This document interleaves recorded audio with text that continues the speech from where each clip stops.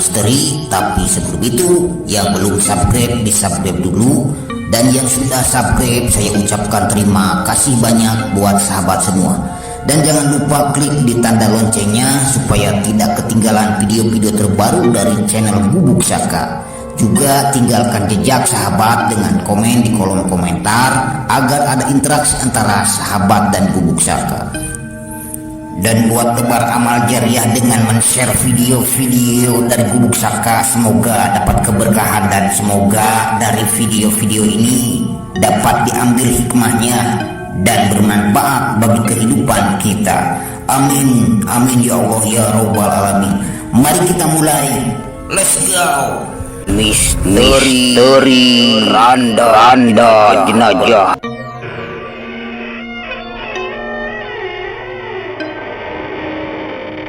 Tanpa menunggu pintu terbuka lebar, aku langsung masuk ke dalam dan terlihat Atang sedang terbujur kaku. Aku langsung mengusap wajahnya, menutup wajahnya dengan selimut yang menutupi di sebagian tubuhnya. Innalillahi wa innalillahi roji'un. Apakah udah meninggal? Istri Atang yaitu Emi menjerit dan mendekati diriku sambil bertanya, yang sabar ya, laki-laki udah meninggal.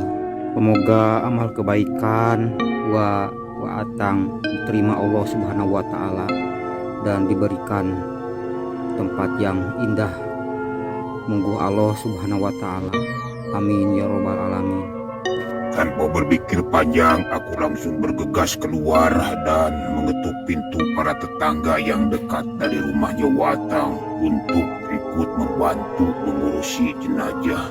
Semua tetangga pada datang ke rumahnya Watang dan aku langsung bergegas ke masjid karena waktu udah menandakan waktu sholat subuh. Aku bergegas ke masjid dan berkumandangkan adzan subuh.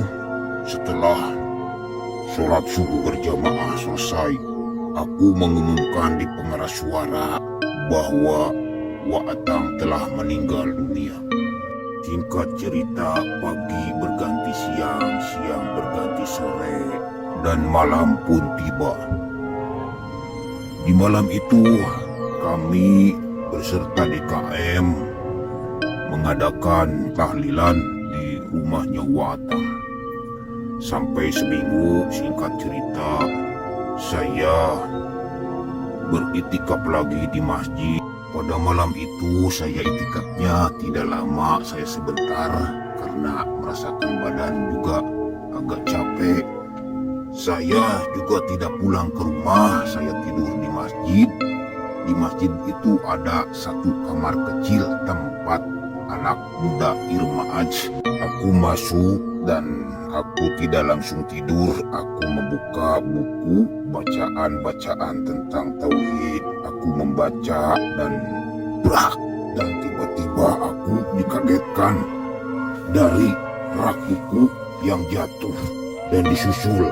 Di situ juga ada tempat kain kapan dan kain kapannya jatuh ke bawah dan membuka lebar. Aku kaget, aku langsung mendekati.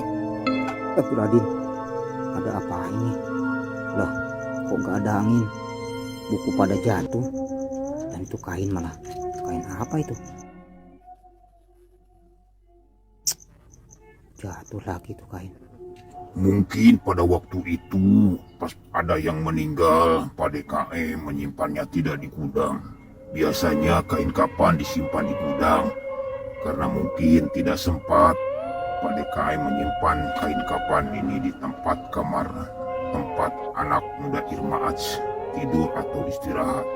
Tanpa berpikir panjang, saya terus membereskan buku-buku yang jatuh dan juga membereskan rapih kembali kain kapan tersebut. Malam itu terasa merinding sekali karena kejadian barusan. Aku tidak jadi tidur di masjid. Aku langsung bergegas pulang dan tidur di rumah. Jadi keanehan kembali saat aku tidur, aku terbangun karena badanku terasa berat, ada yang menindih. Rasanya ada tubuh besar menindih badanku. Aku terengap-engap, napas tersendat-sendat, keringat dingin keluar. Dan aku teringat surat Al-Fatihah yang sering aku bacakan dan sering aku dikirkan. Aku mulai membacakannya dalam hati. Dan aku membacakan surat Al-Fatihah sampai keanehan terjadi pada waktu aku membaca di tengah ayat, yaitu iyyaka na'budu wa iyyaka nasta'in. Sedikit-sedikit badan makhluk yang menindihku hilang dan badanku terasa ringan kembali. Aku teruskan membaca Al-Fatihah sampai selesai dan terbelalak kembali. Mataku membuka lebar. Pas di situ aku lihat sekeliling. Bukan di kamarku, bukan di rumahku. Ternyata aku masih di masjid, tidur di masjid. Astagfirullahaladzim, apa aku mimpi ya? Gumamku dalam hati. Tanpa berpikir panjang, aku langsung keluar dari kamar masjid tersebut dan aku langsung pulang kembali ke rumah. Aku mengetuk pintu keras sekali, menyuruh ibuku untuk membuka pintu. Bu, buka pintu, Bu. Bu, buka pintunya, Bu. Bu, buka pintu, Bu. Teriakku memanggil ibu untuk membukakan pintu. Gak lama pintu pun terbuka dan keluarlah ibuku dan membukakan pintu. Dari mana kamu? Kok baru pulang jam segini? Jam berapa ini? Ucap ibuku sambil menatap wajahku. Soalnya kamu itikaf di masjid. Kok sekarang malah pulang ke rumah? Ucap ibuku kembali. Tidak menunggu aku menjawab. Bu, aku tidur di rumah aja. Hari ini, malam ini, rasanya aku pingin di rumah tidurnya. Ucapku singkat tanpa memberikan tahu kepada ibuku bahwa ada kejadian aneh dalam diriku. Aku langsung masuk ke kamar dan sebentar merenung saat kejadian yang aneh. Tak lama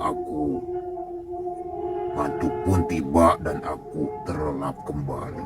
Aku terbangun kembali di saat ada suara yang mengagetkan membangunkan diriku. Pas begitu aku membuka mata, kok aku ada di masjid kembali. Aku dikagetkan kedua kalinya. Dan sampai di sini dulu, kita sambung cerita ini di episode berikutnya. Saya Ki Buyut sejauh undur diri, mohon maaf dalam penyampaian cerita ini. Ki Buyut berlepotan dan tidak lancar. Dan akhir kata, wassalamualaikum warahmatullahi wabarakatuh. See you, bye-bye.